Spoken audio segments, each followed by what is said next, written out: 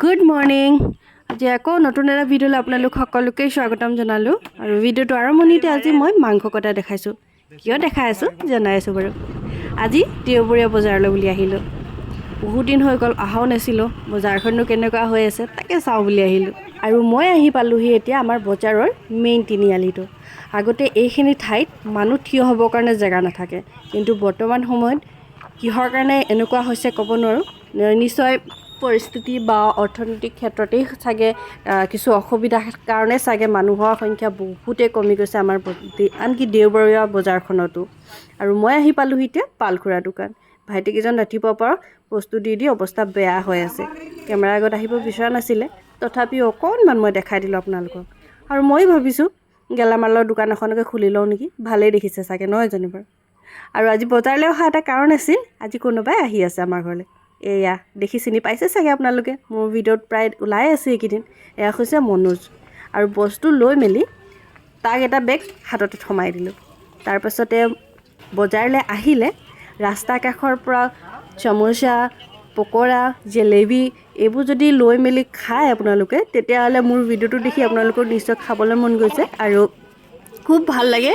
মানে ডাঙৰ ডাঙৰ দোকানৰ পৰা বা হোটেলৰ পৰা লৈ মেলি খোৱা আৰু ফাষ্ট ফুডৰ ৰাস্তা কাষৰ পৰা লৈ খোৱাৰ সোৱাদটোৱে বেলেগ। আৰু আমি বস্তু বাহানি লৈ মেলি ঘৰলৈ বুলি ওলালোঁ। ৰাস্তাতে আকৌ আমাৰ মাংস দোকানীকেইজন আছে নহয়, এফালে গাঁঠি দাদা আৰু এইফালে আমাৰ সম্বন্ধীয় জোৱাই হয় দেই। ইয়াৰ পৰাই মানে মই সদায় মাংস লওঁ।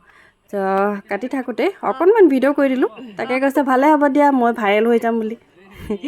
তাকে অলপ ধেমালি কৰি মেলি আমি অকণমান মাংস ল'লোঁ। আৰু এইফালে আহি গ'ল নহয়, পেডেল মাৰি মাৰি মাৰি মাৰি অ' ভণ্টি চাইকেল চলাই যা। আমাৰ ডাঙৰ বাইদেউ আহি আছিলে, ঘপককৈ দেখা পালোঁ আৰু মই ভিডিঅ' অকণমান বনাই দিলোঁ। তাতে বাইদেৱে লাজ কৰি মুখখন ঘূৰাই দিলে। আৰু আমি আহি পালোঁহি এতিয়া ঘৰ আহিয়ে আমি সকলোৱে মিলি মা, বা, ভতিজা, মই নৰিছ সকলোৱে মিলি চাহ খালোঁ। চাহ তাহ খাই লোৱাৰ পাছতে মনোজে কৈছে ব'লা যাওঁ আজি ব'লবম চাওঁগৈ। মই পাহৰিয়ে গৈছিলোঁ দেওবাৰ যে আজি ব'লবম গৈ আছে বুলি। তো তাকে ভাবিলোঁ ময়ো লগতে চাওঁগৈ এপাক, ব'লা যাওঁ। কিন্তু কি ক'ম আৰু ভাগ্যখন ইমান ভাল নাছিল চাগে, ইমান ভালকৈ আমি দেখিবলৈ নাপালোঁ। অকল কেইজনমান মানুহে দেখা পালোঁ। আৰু বেছি দেৰি নাথাকিলোঁ, তাৰপৰা এক ৰাউণ্ড দি গুচি আহিলোঁ ঘৰলৈ আহি পাওঁহি মানে বায়ে এফালে ভাত ৰেডিয়ে কৰি ৰাখিছে। আৰু বাঢ়ি থোৱা ভাত বোলে বেছি সময় ৰাখিব নালাগে, সেইকাৰণে আমি পটাপট ভাতকেইটা খাই ল'লোঁ। আৰু খাই লোৱাৰ পিছত মনোজৰ ৰিলচ ষ্টাৰ্ট হৈ গ'ল। দেখা পাইছে নহয় কি বস্তু যে যোগাৰ কৰি ল'লে। ৰাতি এনেকৈ ৰিলচ বনাই থাকোঁতে বহুত দেৰি হৈ গ'ল, 12টা বাজি গ'লগৈ। আৰু ৰাতিপুৱাও সোনকালে উঠিব লগা হ'ল, যিহেতু মনোজৰ ডিউটি আছিল। সেইকাৰণে ৰাতিপুৱাই উঠি পটাপট ভাতকেইটা বনাই মেলি খুৱাই তাক বিদায় দিলোঁ। আৰু আজিলৈ আপোনালোকৰ পৰাও মই বিদায় লৈছোঁ। আজিলৈ বাই বাই।